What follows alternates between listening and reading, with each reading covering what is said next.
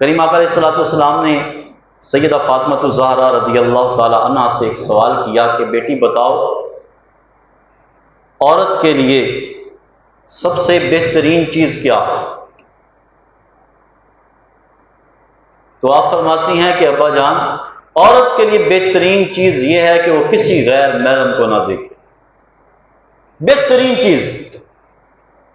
شیخ عبد القادر جیلانی رحمۃ اللہ علیہ کی والدہ کا کیا مقام؟ غیر محرم کو نہیں تکا، کسی غیر محرم کو نہ دیکھے۔ یہ سیدہ فاطمہ الزہرا رضی اللہ تعالی عنہا فرماتی ہیں، جب یہ جملہ کہا میرے محبوب علیہ الصلوۃ والسلام نے بیٹی کو سینے سے لگا دیا اور کہا بیٹی تو نے بالکل سچ کہا۔ یہی سوال حضور نے ایک اور طریقے سے صحابہ کرام سے پوچھا۔ حضور پوچھنے لگے صحابہ کرام سے، صحابہ مجھے یہ بتاؤ کہ عورت جو ہے وہ اللہ کے سب سے قریب کب ہوتی ہے؟ صحابہ خاموش، جواب نہ دے سکے۔ علی المرتضیٰ شیر خدا بھی تھے، وہ بھی جواب نہ دے سکے۔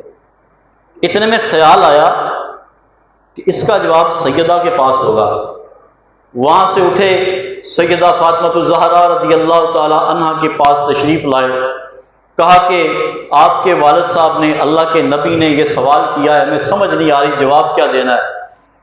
تو سیدہ فاطمہ الزہرا رضی اللہ تعالی عنہا فرماتی ہیں کہ اگر یہ سوال کیا ہے تو جاؤ بابا جان سے اس کا جواب دے دو، یہ کہہ کر کہ عورت اپنے رب کے قریب تب ہوتی ہے جب وہ اپنے گھر کے گوشے میں بیٹھی عبادت کر رہی ہوتی ہے، گھر کے کونے میں بیٹھی اپنے رب کو یاد کرتی ہے۔ فرمایا تب عورت اپنے رب کے سب سے قریب ہوتی ہے۔ جب علی المرتضیٰ شیر خدا حضور کی بارگاہ میں گئے اور جا کر کہا حضور میرے پاس جواب موجود ہے، میرے مصطفیٰ نے، آمنہ کے لال نے کہا علی بتا جواب کیا ہے؟ کہا حضور عورت سب سے قریب اپنے رب کے تب ہوتی ہے جب اپنے گھر کے گوشے میں اللہ کو یاد کر رہی ہوتی ہے، اللہ کی بات کرتی ہوتی ہے۔ تو وہ بھی اللہ کے نبی تھے۔ حضور نے فرمایا علی یہ جواب تو نہیں دے رہا، علی یہ تو نے جواب نہیں دیا، یہ جواب تو نے کہاں سے لیا؟ تو علی المرتضیٰ شیر خدا کہتے ہیں حضور مجھے تو نہیں پتہ چلا، لیکن میں سیدہ فاطمہ رضی اللہ تعالیٰ عنہ سے پوچھ کر آیا، انہوں نے یہ جواب دیا ہے۔ تو حضور فرماتے ہیں کہ صدقتا فاطمہ، فاطمہ نے بالکل یہ بات سچ کہی۔ اب دیکھیں کہ جو عورت وقت عبادت میں گزارے، جو غیر محرم کو نہ دیکھے، جس کے ہاتھ ناحق کی طرف نہ بڑھیں، جس کے کان ناحق نہ سنیں، جس کے پاؤں اپنے شوہر کے علاوہ، اپنے باپ کے علاوہ کہیں نہ بڑھیں اجازت کے بغیر، اللہ کے حکم کی نافرمانی نہ کریں، ایسی عورت جو ہوتی ہے وہ اللہ کے قریب بھی ہوتی ہے اور اللہ ان کو اولاد بھی صالح عطا فرما دیتا۔ آج اس بات کی بہت ضرورت ہے کہ ہم جو ہے وہ اپنے بچوں کی تربیت دین اسلام کے اصولوں کے مطابق کریں۔ کیسے کریں گے؟ پہلے خود عمل کریں، نماز پڑھیں۔ اگر ہم نماز پڑھیں گے کم از کم زیادہ نہیں کر سکتے، اتنا ہم میں زہد اور تقویٰ نہ آئے تو 5 گانا نماز اختیار کر لو، جو فرائض ہے نا اس کو اختیار کر لو، وہ حقوق العباد کے لحاظ سے ہوں یا حقوق اللہ کے لحاظ سے ہوں، فرائض کو ادا کر لو۔ باقی سنن نوافل تو بعد کی بات ہے نا، اگر آپ سنن نوافل کرتے ہو فرائض نہیں ادا کرتے، وہ سنن نوافل قبول نہیں ہوتے۔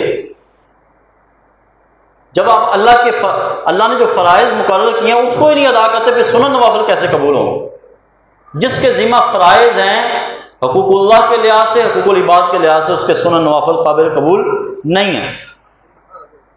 اور جو فرض ادا کرتا ہے وہ جتنا مرضی نفلی بات کیے جائے، سنن ادا کیے جائے، صدقات کیے جائے، اللہ رب العالمین اس کے صدقات کو، نوافل کو، سنن کو، سب کو جو ہے وہ قبول بھی فرماتا ہے اور دگنا بلکہ 70 گنا اجر بھی عطا فرماتا ہے۔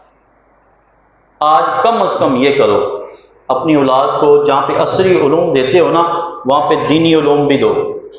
دینی علوم قرآن اور سنت، قرآن اور حدیث کا علم، یہ لازمی دو، کیونکہ حضور غوث اعظم رضی اللہ تعالیٰ عنہ انہوں نے دنیاوی علوم حاصل نہیں کیا تھا، دینی علم حاصل کیا تھا۔